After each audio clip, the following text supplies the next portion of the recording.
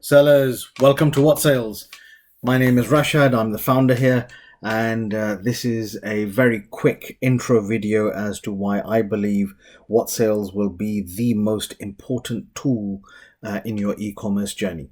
No matter where you are in your journey right now, whether you're starting out, whether you're a seasoned seller, whether you're a private label, whether you're a reseller of brands, whether you're a wholesaler, knowing your profitability is more than just seeing a number at the end. It's also about trends. It's also about those advertising opportunities. It's knowing what to scale up and what to scale down.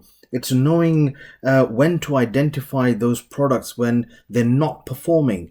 It's knowing how much you've clogged up on Amazon inventory bills. It's knowing all of that and all of the above in real time. And that's where we come in. We aim to save you hours every month. So instead of downloading different business reports and merging them into spreadsheets and running algorithms and formulas and whatnot, we would like to be able to have your business at your fingertips.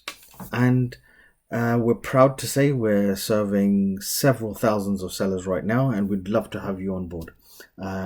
Born out of a passion from my own needs when I was a seller, we've come a long way.